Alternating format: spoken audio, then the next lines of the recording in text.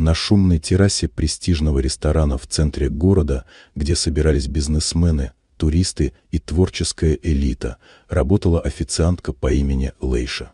Ее кожа сияла в полуденном свете, а движения были уверенными и точными, за ней часто наблюдали с восхищением. Лейша никогда не проявляла агрессии, но в ней чувствовалась внутренняя сила, которую мало кто мог распознать. В этот день к ее столику подсел Ричард, высокомерный, самодовольный финансист в дорогом костюме, привыкший получать все, что хочет, и относиться к окружающим с презрением. Он громко комментировал внешний вид Лейши, отпускал непристойные шутки, смеялся сам над собой и с видом вседозволенности пытался ее задеть. Посетители вокруг затаили дыхание, кто-то сжалился, кто-то молча наблюдал, надеясь, что сцена не затянется.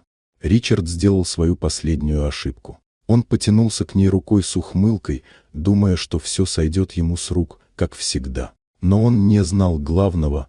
Лейша с детства занималась боевыми искусствами, обладала черным поясом по тэквондо и не позволяла никому переступать границу.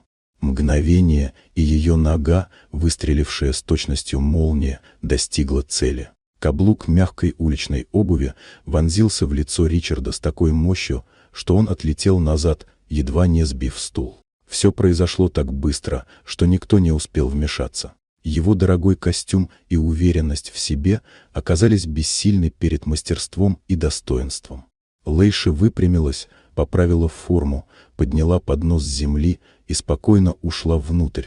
Ее шаги были уверенными, словно она завершила нечто столь же будничное, как подача блюда. За ее спиной осталась сцена, которую еще долго будут обсуждать ошеломленная публика, замеревшая в изумлении, и поверженный мужчина, который с трудом осознавал, как мгновенно рухнула его иллюзия власти.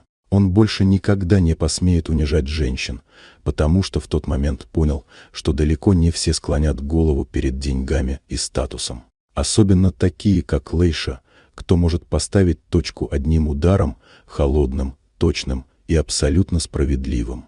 Вот такая удивительная история.